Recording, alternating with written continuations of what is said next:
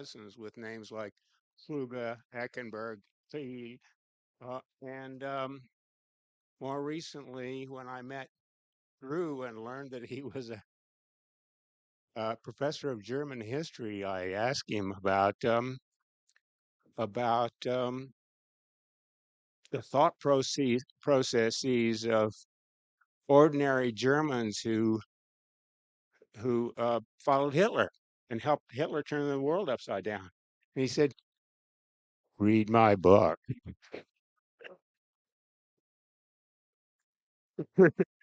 And so then the Forum Planning Committee came up and said they needed somebody to talk about something like sociological factors dismantling democracy. And I said, Drew Bergerson. And, and, and fortunately, he accepted. And here it is. Okay. So we've got another 3 minutes, I guess. I'm happy to be here. And I'm happy you're here. All right. So You can ask us. I have my dad had German parents, Yeah. and he never learned German. And I asked him why. No, that was You did not speak yeah, yeah. German. You learned it After World War One, that changed. Um, But it wasn't just a response to World War One. It was a change also in lifestyle. So there's a really great book about this, about this shift, focusing on Kansas and Missouri, in fact. And it shows that one of the key factors was automobiles and elementary schools.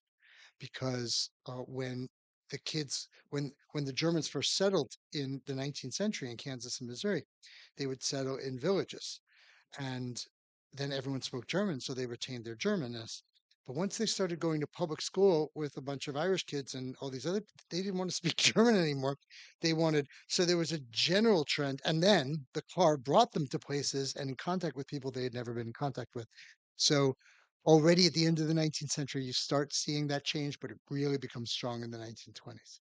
And then, of course, the fact that some St. Louisans um, uh, hung a few Germans during World War One also kind of gave them a good impetus uh, to not. I was raised in rural Cheyenne County, Kansas, Oh yeah, and when I was growing up, I was told that you could walk down the streets of St. Francis, Kansas, during the 1930s and not hear a word and of not English. knowing, right. In Right? Kansas City, though, we still have people. Well, I don't want to stop. We're almost. Yep, yep, yep. So I think we're pretty close to start. Start. Okay. Well, it's 1 more minute.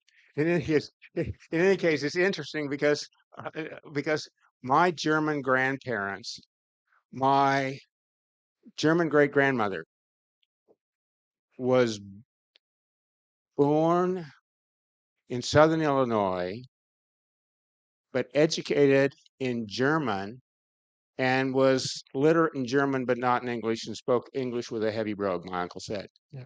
Her husband was born in Bremen or thereabouts, but educated in English language schools and literate in English and not, and not German. So I think that's very interesting. And in any case, welcome to All Souls Forum. I'm Spencer Graves, a member of the Forum Committee. Today, Drew Bergerson will discuss sociological factors dismantling democracy. I suggested Drew for this topic because he's a history professor at UMKC. He's also the lead author or editor of two books on modern Germany, based in part on interviews he conducted with ordinary Germans in the 1990s. The Happy Burden of History, published in 2011, and Ruptures in the Everyday Views of Modern Germany from the Ground, published in 2017. The mission of this forum is to afford a platform for the discussion of significant issues, especially those which involve ethical values in the contemporary world, and to promote critical thinking. It has been doing this since 1943. Drew will speak for about 40 minutes, then we will collect donations. That will be followed by a question and answer period. Clear and concise questions, please, no speeches. This session is being recorded for subsequent broadcast on KKFI. After the end of the forum, I forgot to ask, will you be able to say a few minutes? Absolutely. So we'll have, after the end of the recording, we will have a less formal discussion about the issues relative to what the issues raised today. And please silence your cell phones. Drew? Okay, thank you, Spencer. And thank you all for coming this morning. I really appreciate the chance to talk to you on this important topic. You'll notice I made a small change to my title, Sociological Factors Dismantling Democracy and Civility, because I believe that those two things are very closely related. Today, here's what I'm going to do for you. First of all, my goal is to introduce you to a number of sociological concepts, theories that are based on Nazi Germany. Some of them are made by other scholars and some by myself, so that you can analytically understand the events that we're talking about. It's going to go fast and furious, and I can answer questions about them afterwards. So I'm going to focus on large scale social relationships, but on the small scale, on interactions between ordinary people in everyday life. And I'm going to end my talk today by talking about how what can we do to empower ourselves to take responsibility. Um, so let's start with macro social interactions. Let's begin with politics because we need to lay a groundwork here. Um, in the 20th century, over the course of the 20th century and the 21st century, there have been, we talk often about our politics being polarized. That's not the way I understand it. When I look at the 20th century, I see a series of wars, civil wars, hot wars, total wars, and cold wars between these three fundamentally different systems for how to be a modern society. They are antithetical to each other. They detest each other. This is the source of the conflict when it comes to fascism. Fascism rejects these other two systems, and that's true of each of the others. Communism rejects the other two, and so on. The place where we get hung up is that most of our politics takes place within what I'm calling capitalist or social democracies. So whether you're a conservative or you're a progressive, whether you're a liberal or you're a libertarian, we all fall under those categories because we agree on certain basic fundamental principles: individual rights, a market based economy, the rule of law, and free and fair elections.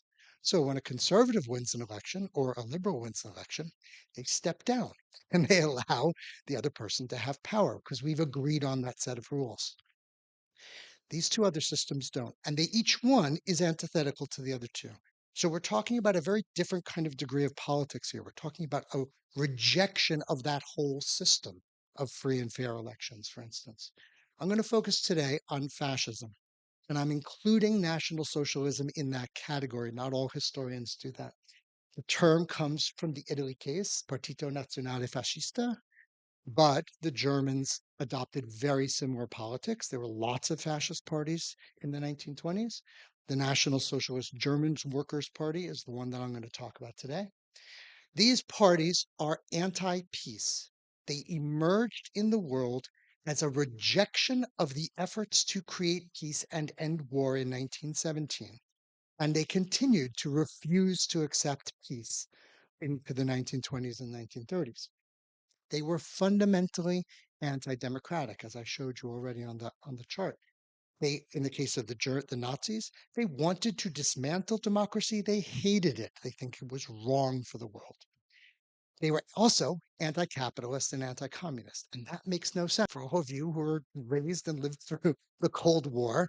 How can you be a whole bunch of others? Here on my, you can see in the picture that I found on a map of Russia, and you can see that Russians only were part of their area. They had lots of other ethnic groups that they ruled over. This ethnic group is sovereign over the political that realm. They controlled it, and it was the dominant culture. Russian was the dominant culture. But empires presume heterogeneity. It assumes not everyone has to share the same culture or be the same kind of person, as long as you follow the czar. An imperialist believes that their ethnic group has the right to rule and govern and control their ethnic groups. A nation state is a different kind of phenomenon. Nation state is when one ethnic group rules over its own ethnic group only. The idea is that that ethnic group is sovereign. So here we have France. French people are sovereign over France. They are the dominant culture. But the assumption is homogeneity, that everyone is going to speak French and everyone's going to eat French food the way French people like it, and they're all going to dance French ways, etc. For a nationalist, the goal of a nationalist is not only to unite all the people that belong to your ethnic group in one country and to promote their national interests, but to convince people that their most important identity is nationalist. That when you ask someone, what are you? They don't say, I'm a peasant. They say, I'm French. The Third Reich, das Dritte Reich, was a mix of these two things. The word Reich means realm. That refers both to a nation and an empire. So here you can see the Holy Roman Empire of the German nation, which was the thing that Charlemagne created in the late Middle Ages and lasted 1,000 years. It was a mixture of all sorts of different people. By its end, it was mostly, but not universally, German. That was the First Reich in the mind of the Nazis. The Second German Empire was the one created by Bismarck in 1871. This Third Reich is going to be imperialist, it's going to be colonizing. But the difference from other empires is it's going to be homogenizing. It's going to make everyone the same in all those territories. So it's really about expanding the German nation in an imperialist way, if that makes sense. The target group, the main group that was Hitler's obsession, were Jews. Anti Semitism was the ideology, and it was in its simplest definition, hostility or prejudice against Jewish people as such, not as individuals, or because they were Jews. The Nazis wanted to create what they called a Volksgemeinschaft, a, which I would translate as a fascist and racist community of Aryans. They did this by excluding Jews. Here you see a arrival of Jews on a death camp. And they also did it, though, by including all the Aryans across social boundaries, whether they were workers or they were peasants or they were men or women. They all participated, as you can see in this march down a street in Hildesheim by Hitler Youth. By the way, the other book that Spencer forgot to mention is Ordinary Germans in Extraordinary Times. I'm going to be talking about that one. I published that one in 2004, and that has most of the information about these interviews that I conducted. So this Volksgemeinschaft is an imagined community. That's the concept that Benedict Anderson, a political scientist used, because Germans didn't always meet each other. They didn't know each other face to face personally. They imagined that they belonged together, and now they were reimagining themselves belonging together not as citizens of a republic, but as Aryans, as part of this community. The Nazis, very hard sometimes for Americans to understand, the Nazis believed they were restoring freedom to the world. Americans always assume we're the ones who fight for freedom. Unfortunately, every one of those systems believes that they're the ones who are bringing freedom. And the Nazis believed it was freedom for Aryans, freedom from the Jewish Bolshevik conspiracy, freedom to unite all of Germans in one empire, and the freedom to grow as large as we deserve, because we Aryans are better than everyone else. So they sought to restore full sovereignty of all German territories. This is what the map looks like by 1942. Um, and basically conquer all those territories and settle it with their ethnic population, their people. The concept that the Nazis used for this was Lebensraum, living space. It's a geopolitical idea that emerged in World War I. And the notion was, here you can see kind of a rough ethnic map. It really does not do justice to the ethnic diversity of East Central Europe. But you can see that the Germans had the intention of getting back territories where Germans lived and also then colonizing it. So Mark Levine, who's written a really fascinating series of historical books on genocide, argues that genocide happens when a project for building a nation or building an empire gets somehow frustrated. Some population refuses to cooperate with this vision, this imagined community that the attacking group has. And then the attacking group doesn't just agree to either move them out of the way or change them into servants. The attacking group then starts slaughtering them because of the resistance or the reluctance or the frustration that's going on in this dynamic. So we see that in the change in the term Vernichtungskrieg, which had a more military basis in the 19th century. By the time the Nazis are using it, it means a war of extermination, a war of eliminating those other populations who are going to stand in the way.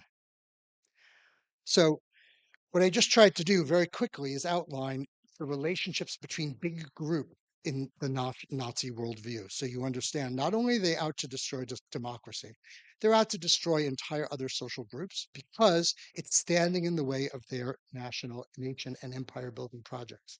Let's now get down to the level of ordinary people, because this is the one that my own research has I've always found more fascinating. So the Nazis were a modern project. They envisioned remaking man into something better than he was, and that included women. So they imagined a new kind of self, and they called this self an Aryan. I'm not going to give you the whole history of this concept, but the bottom line is that it's both a racist and a fascist concept. It's racist because it's assuming that they are biologically better than all other human beings. And it's fascist because this Aryan was expected to demonstrate his loyalty to Hitler, his enthusiasm for the Third Reich at all times. We're going to talk more about this. These principles were enshrined in the Nuremberg laws, and added into this was a hyper-masculine and violent ethos that came with the performance of being an Aryan. One of the key concepts of the Third Reich was called the Führer principle. This idea was that the leader's word was above all law. Notice right here that this is anti-democratic, right? We believe in democracies, all the groups at the top of that list, whether you're a conservative all the way down to a democratic socialist, you believe that the law is the thing that should be the most important. We swear oaths to constitutions and we abide by those rules. The Nazis are saying, no, whatever Hitler says is the law. And I call this a fascist social contract. So, what I mean by that is that ordinary Germans were demonstrating not just obedience to whatever Hitler said, but enthusiasm. They had to publicly and regularly show that they were loyal. This demonstration of legitimacy and loyalty took place in everyday life through ritualized performances. Michael Wild has a slightly different expression, but I think it's very accurate. He calls this working towards the Führer, working towards the leader. And what he does, what he shows in a really amazing book is he shows that the the true believers, the Nazis who were Nazis in their bones, they anticipated what they thought Hitler wanted, like attacking Jews or attacking communists. And they took it upon themselves to act on the assumption that their leader was being stymied by some international pressure or a Jewish Bolshevik conspiracy, that they knew what Hitler wanted. Ordinary people took the initiative in violence. Another expression we use in scholarship is we call this anticipatory violence. Alain Confino starts this story rather early. He's also a historian. He wrote this book called A World Without Jews. And he argues that the crucial first step for the Nazis in 1933 was to imagine a world where Jews would not exist. In other words, the fantasy took place before the action. But that fantasy of a world without Jews then required performance. So he focuses on the two cases I like that he talks about the best, or that I find most interesting, is the attempt by scholars to make Jesus into an Aryan by removing all of his Jewish roots and even excising the Old Testament. right? I thought this group would like that one. Um, but the other thing they did was burn books, including burning and desecrating the Torah and the Talmud, the key texts of the Jewish tradition. What Confino argues is that these performances, these public performances of what was really symbolic violence at this point in time, right? It's not physical violence, it's symbolic, but it was still highly emotional and taboo breaking. It was saying, we're prepared to do anything to transform this world into the fiction that we have. I call these, in my own scholarship, anticipatory memories. What I mean is that when you're about to do something bad and you know it's bad, you have to come up with a convincing story to justify what you're about to do so that when you're done with it, you can look back and you can say, I was ethically coherent. I was following my own principles. So to me, this is a form of storytelling that enables violent action. Brendan Lindsay, in his work on genocide by white settlers in California against Native Americans, uses an expression I also like. He calls this a genocidal atmosphere. In other words, the atmosphere in which genocide is going to become more likely. Another concept that I introduced with my fellow authors in The Happy Burden of History is sovereign impunity. I think that when an ordinary person is about to engage in this kind of violence, that they have to assume a posture that's different from what a citizen would assume in a democracy. And this posture is, I lay claim to the right to attack and conquer and steal and murder, but I'm going to limit my ethical or my empathy, my ethical obligations or my empathy only to people in my group. I'm going to I'm going to say these other people that are suffering don't matter because I only care about or worry about the people that are within my ethnic group. I call this sovereign impunity because it enables action. It's a story that enables action. Um, I read this book much later, and it's really amazing. It's another one I would recommend by Elaine Scarry. She wrote The Body in Pain uh, uh, uh, in the 70s, I believe, or the early 80s. And she was interested in how do you convince another group of people that their political fictions are wrong. So if we go back to that initial chart of those three big groups, how do you convince a Democrat, if you're a fascist, that democracy doesn't work and you have to give up on it? How does a Democrat convince a communist that they have to give up on democracy? And she argues that the reason why we engage in war and torture is to not only demonstrate the power of our regime vis-a-vis those other people, but to convince them to give up those political fictions. So we cause pain to bodies, literally in war. That's what war is, causing pain to bodies. We do that in order to we keep doing it until the other side says, yes, I give up. I accept the world the way you say it should be, rather than the way I should say it should be. Here you can see, in terms of torture, Jews scrubbing the pavement in Vienna. You can see ordinary Germans and Nazi officers enforcing this torture. You can see Poles being killed when the Nazis invaded in Poland, and you can see Germans changing the street signs in Poland because that's what this was about. War was about changing how people accepted their political community to look like. What was the nation and empire going to be? Well, now it's going to be a Nazi occupied Europe, and you have to accept it. We're going to transform it, or else we're going to cause pain to your Bodies. Michel Foucault, French philosopher, calls this biopolitics. So let's see if we can apply some of these concepts that I've just been listing for you to a case. This is the work by Jeffrey Kopstein and Jason Wittenberg. It's called Intimate Violence, and it's interested in a really specific kind of situation, but it's one that I think you're going to find very relevant to the concerns that most of us have, which is, when does one group attack another group and try to kill them? And they looked specifically at a series of pogroms that non-Jews perpetrated onto Jews in the Casey, in the borderland. So in this map, you can see that when the Nazis invaded Poland from one side, the Soviet Union invaded Poland from the other side, and so half of Poland was occupied by the Soviet Union.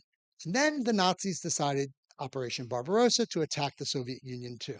But it took them a few minutes to get from the border all the way across Poland. And in that time, some of the local Lithuanians, Ukrainians, other other Poles attacked and killed their Jewish neighbors in anticipation of the arrival of the Nazis, before the Nazis even got there. So the question these political scientists asked is, which ones did this happen? What towns were, which factors in which towns caused them to do this? And which towns were more resilient? Which towns were able to resist this pressure to commit violence against their neighbors? So their answer to this question is that the genocide, anticipatory violence, was more likely when there was a power threat from one community on the other. They're using a term from an American sociologist called Herbert Bialek. And here's how it goes. You would think that the pogrom would take place where when there was a really large non-Jewish population and a really small Jewish population, because then the minority is really vulnerable, right? That makes sense. They said, no, that's not what happened. The power threat was higher when both of the ethnic groups were relatively equal in size and both of them were vocal. In other words, if you had a group, 30% of your population was Polish and 30% was Jewish and 30% was Ukrainian, that's when the pogrom took place. When those ethnic groups felt most threatened by the presence of this minority, when the minority was the most vocal. So it's a little counterintuitive, but it makes sense if you think about it, because they felt the threat. They felt, the Poles felt, oh, these Ukrainians, they're going to try to make this town into part of Ukraine.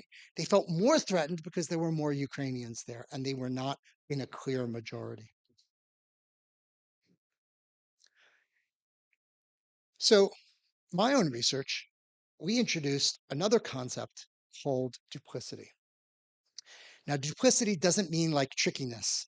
I mean, it has trickiness in it, but that's not what we mean. What we mean is, under what conditions would a person convince themselves of someone else's lies?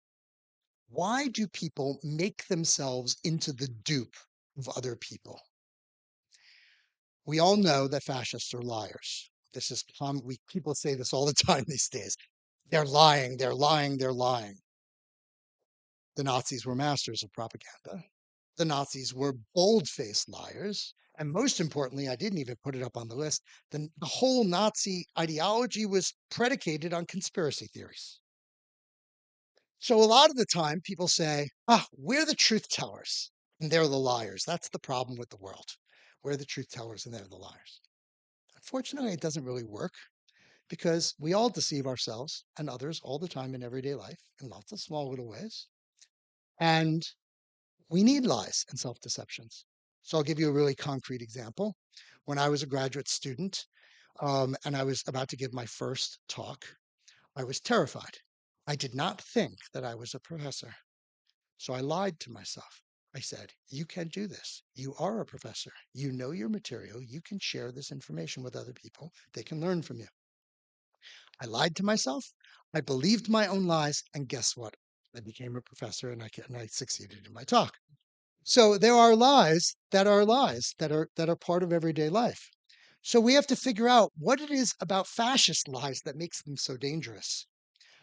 How, and also, how did, or this is another way of asking the question, how did ordinary Germans seal this fascist social contract?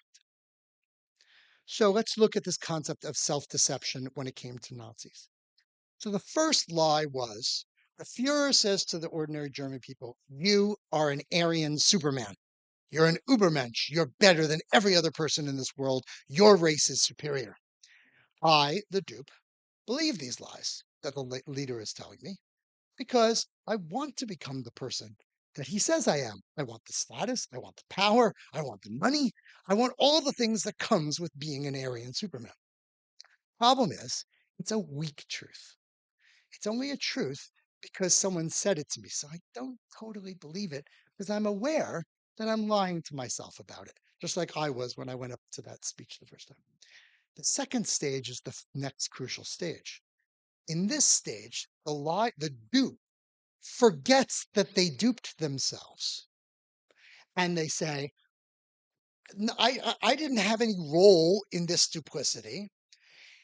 What he's saying is an absolute truth. So by ignoring my own duplicity, my role in duping myself and making myself into a dupe, in believing the lies, I can now believe that this lie is absolutely and unconditionally true.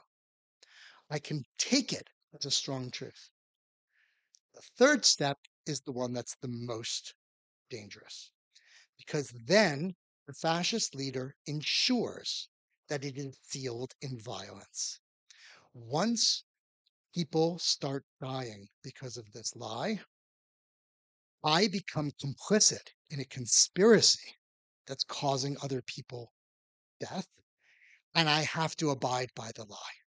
Because, and this, by the way, this is how gangs work, this is how mafias work, keeps people in the lie, bound to their leader, because they all could be caught for being collaborators, for being perpetrators as well.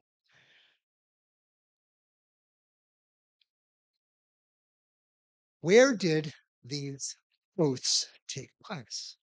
In my own research, I show that this oath took place in everyday life, hundreds of times a day, between ordinary Germans. So, for instance, here you can see in both of these pictures, ordinary Germans saying Heil Hitler. In the 1930s, in the 1920s, the standard greeting was good morning, Mr. So and so, or good morning, Mrs. So and so, or good morning, Dr. So and so. You would greet each other, you would shake each other's hands, you would bow to each other, you would tip your hat at them, and you always greeted every person you met, regardless of their politics, because you lived in the 1920s in a civil society. You hated their politics. If you were a middle class liberal, you hated the communists, and the communists hated you. You still greeted them because it was a civil society. Heil Hitler changes this. Heil Hitler says, I am going to put Hitler right here in our social relationship. Every time I talk to my neighbor, I'm going to make sure that you know that I'm part of the Volksgemeinschaft. I'm part of this new Third Reich, and you either come along with us or you're an outsider. And if you're a Jewish person, or if you're a homosexual, or if you're a communist, or if you're a social democrat, or even if you are a Catholic in some cases, you felt alienated by this. You felt pressure to conform, to collaborate. This was not civility. This was transforming a civil society into a racist and fascist society. And it took place all the time in everyday life. It was the most potent symbol of the spread of Nazis, other than the swastika flag. So, what are you going to do? You go along with all these small symbolic actions that are clearly moving you towards this racist and fascist system. Uh, and don't get confused. When people said Heil Hitler and there was a Jewish person present, they all understood that they were excluding the Jewish person from their society. The anti-Semitism was an obvious part of what everyone was doing. So Jürgen is one of my interview partners. Here you can see him. He was more than happy to do the interview. He insisted he was never anti-Semitic, that he joined the Hitler Youth because he had to in order to get a job, to get an apprenticeship. Um, and he said, those Hitler Youth, they really weren't that political. We did a lot of hiking, we did a lot of marching. It was fun because Catholics and Protestants were finally united together in one group, and it didn't matter if you were a banker's son or a worker, you all were together, and you felt like this belonging together for the first time in German history, which a lot of people shared that opinion. And when it came to those times when they had to sing those songs, I just mouthed the words. I didn't really participate. And then to prove the point, he says to me, when I went to actually become a Hitler Youth, when I was forced to, because I had to get an apprenticeship, I told that to the leader of the Hitler Youth, and he said, you're doing this just because you need the job. You're not really a Nazi. I know. Now you wonder, why was he telling this to a New Yorker in 1990? He didn't know I was Jewish. He could have guessed that. But you could see that he was intentionally trying to use this story to demonstrate to me that he had been a nonconformist all along. Well, unfortunately, that's not totally accurate. Because he got an apprenticeship, he was able to become an engineer, and he worked in an airplane factory all the way till 1945, building airplanes for the Nazis. He also supported Hitler all the way till 1943 and agreed with his politics and said, yes, the war, we should be engaging in this war that's destroying this continent, the worst war in human history. And he only stopped because the Allies were bombing cities and it was obvious that he lost. So he wasn't a nonconformist, he was a collaborator. And if you had asked Hitler, I think Hitler would have said, he's building the airplanes? Good. What matters is what he did, not what he thought. And certainly from Martha's perspective, this is what she saw. Martha is in the picture in the middle. She's the girl in the back eating the ice cream, a Jewish girl who lived in Hildesheim, the town that I did my research in. And when she sat on her grandmother's uh, balcony and watched the Hitler Youth go by singing "When Jewish Blood Squirts from My Knife," she thought they were going to come upstairs and kill her right then and there. She did not see nonconformity. She saw collaboration. So this is my last slide of sociological concepts. I think what you need to do is you need to understand the way that fascists place people in what are called irrational choices. A rational choice is a choice to maximize your utility. We make rational choices all the time. I went to one shop that gave me either better or less expensive eyeglasses, and I made that choice to choose which eyeglasses I want, so that to maximize my utility. We make those kind of choices all the time. It's the basis of a modern society. An irrational choice is a choice that I make to maximize my utility that ends me up in a worse situation than I was before. It's irrational because every time I seem to be making the right choice, I end up in the worst situation. The concept comes from Zygmunt Bauman, a Polish sociologist, and here's the example I want to give you from my research. The gentleman down on the right, Gerhard, half Jewish, half Protestant young man, very aware of his Jewishness, very aware of his Germanness, was leading a group of Jewish kids on a hike in the woods, the Hildesheim forest just outside of town. And he was the head of the Hillel group, which is the Jewish youth organization, 1935. And they started getting into a debate about what the kids should do in school. Because when a teacher walked into a classroom in Germany in the 1920s, all the kids got up and said, "Good morning, Herr Dr. Professor Bergerson," or they formally greeted their instructor. And after 1933, the kids started getting up and saying good morning and saying Heil Hitler. Well, what's what's a person who believed in democracy, who believed in civility, or a person who's Jewish? What are they going to do in that situation, that kid? Do they stand up and say Heil Hitler and pledge their oath to a system that they don't believe in, or a guy who's trying to kill them? Or do they say good morning and stand out? Or do they just do nothing and get in trouble from the teacher? Do you see these as irrational choices? These are a set of choices that the fascists are imposing on ordinary people, where every choice leads to an irrational outcome. Bauman calls this soliciting the aid of the victims in their own victimization. And I think it's a powerful message of how fascism really operates. During the question and answer section, I can continue this story. It gets even more interesting, but I don't have time. So I want to make sure that we go on. So I'm not sure how we're doing on time, but I wanted to just finish. I wanted to finish with some recommendations for how we might empower responsibility. Just 5 more minutes. That's okay. Okay. First of all, the most important thing you can do in democracy is vote. Tim Snyder, a historian, says you never know when this election is going to be your last free election.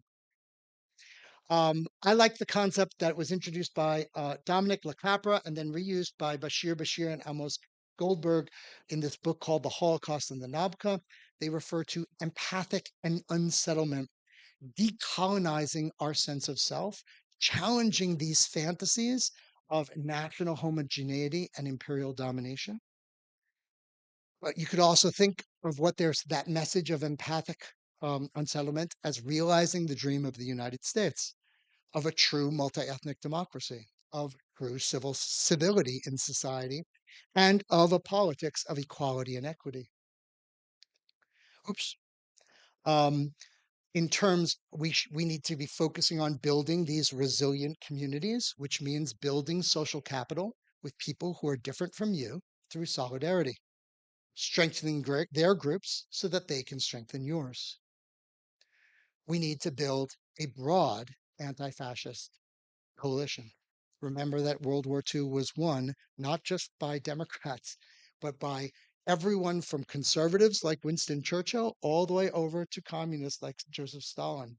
All of them were anti fascists. All of your parents, grandparents, and great grandparents who fought in World War II were anti fascists. And the only way to defeat them is united.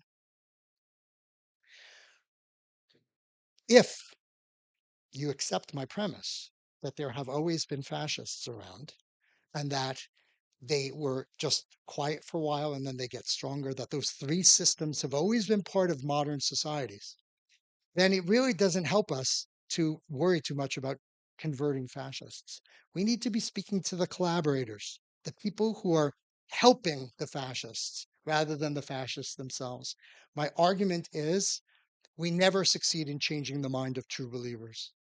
I interviewed people in the 1990s and they said they were fascists before, they're still fascists today.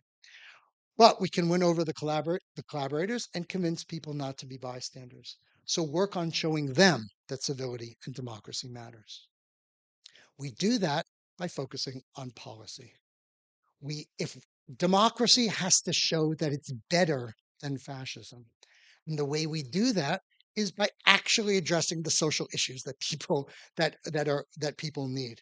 In other words, we need to create real social justice, and then people will come over they will support democracy. Remember, there are no bystanders. Refuse to accept your own ordinariness. Everything we do is political. Get involved. Remember, with social justice and democracy, what matters is what you do, not what you think, or how you feel. But take care when you act. We become what we do. The principle here comes from Hannah Arendt. She said, be careful, I'm quoting loosely, be careful when you commit murder, because you'll be living with a murderer for the rest of your life. Last thought from the happy burden of history, taking responsibility for the things that we have done to other people, whether individually or collectively, whether historically or in the present, should be a happy burden because we learn who we are, who we were, and who we can be together. Thank you.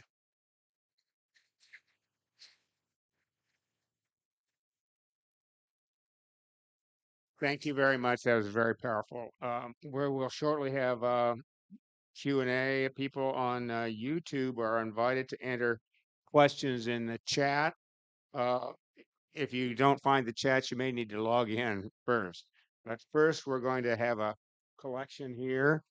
Um, and I and So while the collection plate is being circulated, please, people with questions can please come up and line up here for the microphone, so that and stand here next to the microphone so it can be recorded. Drew, please repeat or paraphrase question if you feel it's appropriate. Only one question is allowed per person until everyone has had an opportunity to ask. Concise questions, please. No speeches. And first question.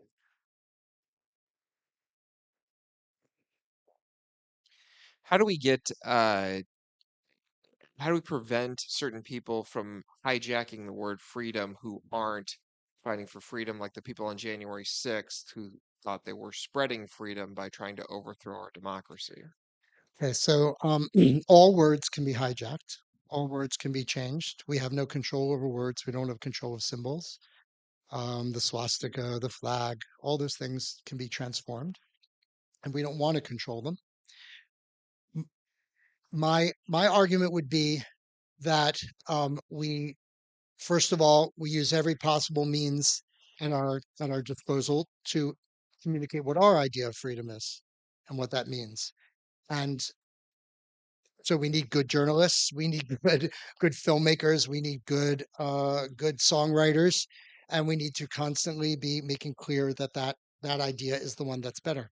But we need to then prove that democracy and our concept of freedom is better. And that means we need to address the social causes for why people are going to fascism in the first place. But my third point is, as I said also earlier, I don't think we're going to win over the true believers. The ones who believe, for instance, in the case of the United States, that the United States is a white Christian nation and they're white nationalists and they want to get rid of people of color or Jews or other groups, we're not going to win over those true believers. Fascism has been part of modernity from the beginning, from for 150 years. They've always been there. They're not going anywhere. They have become powerful and vocal because of taboo breaking. They now can come out into the public sphere, and they are getting support from collaborators. Those are the people that we have to convince that to go back to the, we don't want people to be working with them who are just doing it for instrumental reasons. We need to convince those people that our system is better. Yes. Can you give me a working person's understanding of the term fascism? And also, do you feel that communism incorporates some of those elements of fascism? So if you look at my chart from way back at the beginning, I could teach whole classes on this, so I have to summarize these things very briefly. Um, so this is these are my definitions of fascism, as anti-peace, anti-democratic, anti-capitalist, anti-communist, ultranationalist, and imperialist. But my key principle here, in practice, it's this fascist social contract that connects ordinary people to their leaders through duplicity, through self-deception, and then through public demonstrations of the lies. So again, my model is I want to believe what my leader tells me that I am, that I'm better than everyone else, that I should have more money and more power. I have the right to be violent to other people. And then I lie to myself that I was the one who believed the lie so that I can believe that it's a totally true fact, absolutely true, and no one's going to be able to convince me of otherwise. And then the leader seals that with violence because I help the leader to kill people or cause people harm. And from that moment on, I'm never going to give up. But to your other question, in my model, the way that you were probably taught political science, you were probably taught that there's a left and there's a right, right? And then in the Cold War, Hannah Arendt said, no, actually, communists and fascism are really very similar. They're both totalitarian because they reject capitalism and democracy. So in my model, the benefit of the three-way model is that it shows that from either angle, from either corner, it hates both of the other two. From a communist perspective, they detest both capitalist democracies and fascism. And by the way, they also include social democrats in there. They hated the social democrats. From a fascist perspective, cause for that communism and capitalism and democracy are both evil is that there's this secret Jewish conspiracy behind both capitalism and communism. So if you attack the Jews, then you solve both of those problems and you find this third way that's separate from both of those other two. And from the perspective of Anna Arendt's perspective of the capitalists of social democracies, she looks down and she sees communism and fascism and she says they're essentially the same, they're totalitarianism. So I'm not prioritizing and saying who's right. I'm just showing you that in the dynamics of politics over the course of the 20th century, you had different wars, civil wars, Cold Wars, based on which two of these allied with the other, right? In the 1930s, they were all trying to kill each other. Think of in the 1920s, Spanish Civil War. These groups tried to fight against the other, didn't work. Finally, World War II, Stalin was able to work together with the United States and Britain and France against fascism and in Japan and Germany and Italy. Then fascism was defeated. Then you have a Cold War. Were the fascists really gone? No, they were quiet. But for a while, it looked like it was a battle between these two, capitalist social democracies and communism. Then communism fell. And lo and behold, guess what happened? The fascists come back and now because communism has been so discredited, it's not there aren't a lot of communist regimes. We could have a big debate about whether or not China really is a communist regime. I would call it a national socialist regime at this stage. I would switch it to the other side. I would argue that the main wars are going to be taking place over here. Sir. Your story about the interviewee who joined the youth league Yeah. was telling because it made more specific your comments earlier about why in the Third Reich were most of the Aryan population in Germany attracted to this regime. And then you mentioned it gave them a sense of belonging across classes, Right. self-esteem, pride in themselves, et cetera, et cetera. Right. Uh, which is a very important dynamic and gave popular support to the Reich, at least among Aryans.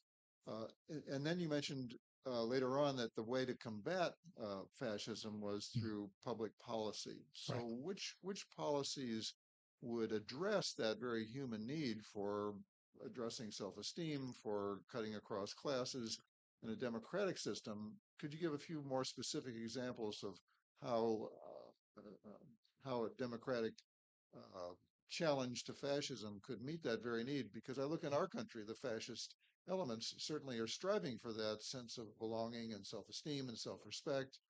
And our fascists in America are satisfying that. How do we do it better? Remember that the Nazis, that's a terrific question.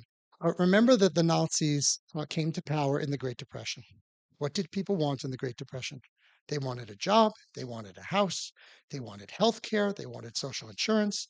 How did we avoid becoming a fascist country? Because there were lots of groups in the United States who were promoting similar fascist ideas, also in Britain.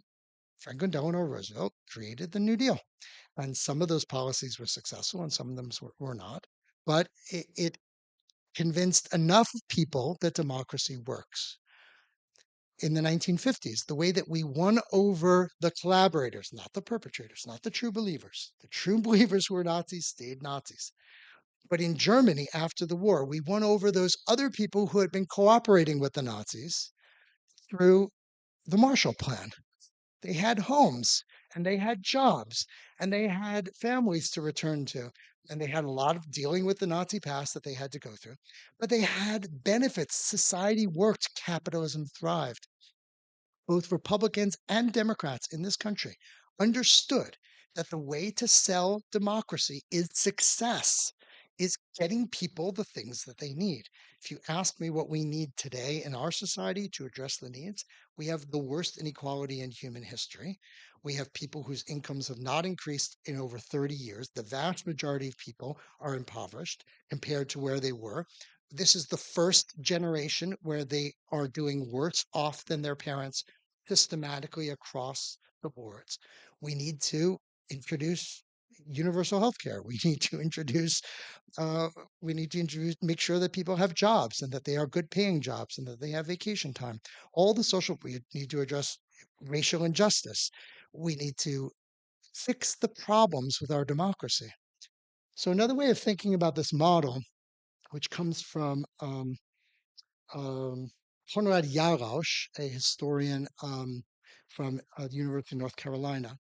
He argues that what happens over the course of the 20th century is each one of these systems goes a little bit too far. And some of them are able to adjust and fix their errors. Fascism wasn't able to do that, it gets defeated. Communism was not able to reform itself. Think about what happened right before the wall fell. Gorbachev tried to fix the problems in communism, and it led to its collapse.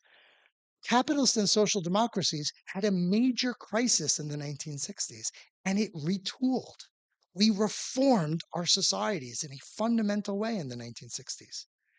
That shows that this system, the one that we are currently living under, is more dynamic and more able to fix its problems. For the last years, last 30 years, in my opinion, neoliberalism within capitalist and social democracies has gone so far as to create so much inequality and so much unhappiness that people are turning to the only alternative system that's being offered. Communism was discredited, so now they're turning to fascism. We need to give them a better alternative. We need to make sure that market based, individual rights societies with the rule of law and free and fair elections works for all people. Sir. So I've heard about a fourth way by a man named Alexander Dugin, Yes. who's a Russian philosopher, Uh-huh. advisor to Vladimir Putin, and what he says is that Soviet Union was anti-fascist, and then communism didn't work for them, democracy didn't work for them because they really got screwed over by the West in the 90s, and now they have a new philosophy. And so what I've been following is the democracy promotion movement around the world. So apparently National Endowment for Democracy started in the 80s and they've spawned an industry now, and they go around, put on conferences. So I was watching one last week in Taiwan, and they were bashing every country that didn't follow America's lead. Mhm. And I'm wondering where the world is going, because it seems like a lot of our tax dollars and foundational support is going into promoting democracy, but the democracy we're promoting tends not to actually be democratic, but just anti people that are not in line with our values. So I hear two questions there. The first question is whether Putinism is a fourth alternative. And as far as I'm concerned, Putinism fits exactly within fascism.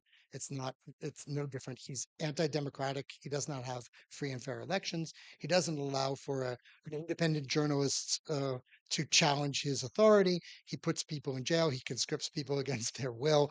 He runs it's an oligarchy. There are some people he is responsible to, his elite, but it's not the democratic system, and he's fundamentally anti-democratic. Remember that people made money under fascism too, right? The Tysons made tons of money by producing war goods, just like the oligarchs in Russia make tons of money working with Putin. So there still is money to be made and profits to be made under fascism, but it's a fundamentally anti-democratic movement, and it's based on ultranationalism and imperialism, as we see in Ukraine today, unfortunately. Um, Second question, the democracy promotion. So, what happens at different times, and this could be a whole study, it's a fascinating study for the 20th century. You could see that, remember that fascists and the communists tend to act each in much more tight ways, right? Because Stalin controlled the Soviet Union. And yes, he disagreed with Mao, and he sometimes disagreed with other communists in other countries, and they did or they did not always cooperate together. But the Soviet Union spoke with one voice. We don't speak with one voice. We've got conservatives and social democrats and democratic socialists and liberals and all sorts of in Germany there were Catholic parties, lots and lots of different parties. And what happens, because we do allow people to have free and fair elections and to express their own opinions, is that we have lots of voices making different arguments for supporting either communism or fascism at different points in time. So I would say that this group, I don't know the group, but I would say that they're trying to position themselves and say there are some things that are good about our society, and then there are other things that we don't like about our society. So we like the democracy, but we don't like the way, for instance, our military acts in the rest of the world, or the way our neoliberal policies cause so much debt that it causes other countries' economies to collapse. So they might be trying to take a position that's somewhere a little bit more dynamic in the system. So, and that's where all the normal politics takes place. That's where we can debate. That's where we can disagree with each other. Where we can't disagree with each other, we cannot afford to disagree with each other, is on facing the fact that fascism is now, at this moment, the existential threat to democracy. And that means that all of us, from the conservatives all the way out to the democratic socialists, have to work together to actually solve the social problems in our society. So People are not attracted to fascism and they think democracy works. And I would assume that that group is part of that effort to try to say we want democracy, but we want a democracy that actually works for all people. We're almost out of time. Okay. Please keep your questions first. Yes, hi. The elephant in the room today is Donald J. Trump. After listening to your talk, I would say that Trump and his core base are a system or a society, a micro, little micro society. Um, would you agree that Trump and his base, the characteristics of it, conform to those of a fascist society or system? A movement I would It's use. movement, okay? Absolutely. And I said it before, earlier, even before he got elected. And I have to admit that some of my colleagues, my German history colleagues, said you can't say that. They're just oligarchs, or they're just people who don't, want to restrict democracy. And to me, it was clear from the beginning when they were attacking Hillary Clinton what kind of people that they were. I've been saying that the alt-right existed for decades, and they've been growing. So I think most people now would say it. Yeah. So making comparisons is a difficult business, and we have to do it responsibly. We shouldn't do it just like off flippantly. So I've actually taught my students how to make comparisons between contemporary politics, and that would be another talk. But but there are ways to do it with seriousness that enable us to see both the similarities and the differences. But if you ask for my short answer, yes. Yes, and I do think your answer to how could we resolve a fascist movement in the Trump case, I do think Fox is driving it. I don't really think his base are the homeless or necessarily the underemployed there. So, what do you have to say about that? How could we counter the I Trump do not movement? believe that. I do not like Fox News as a source of propaganda, but I'm interested in why the dupes lie to themselves and believe it much more than the fact that the liars are lying. So yes, I think we are basically out of time. I want to thank our speaker, Drew Bergerson. Drew is a history professor at UMKC and the lead author of editor of two books, and And a author third.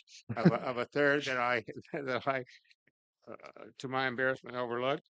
Um, and I want to thank our audience for their history and their questions. Next week, Carl Archipel, something like that, will tell us why should the governor be running our police department here in Kansas City. I'm Spencer Graves. This concludes our program.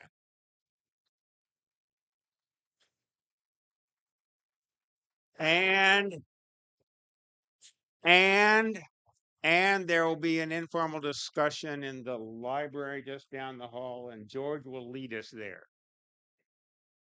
Hi.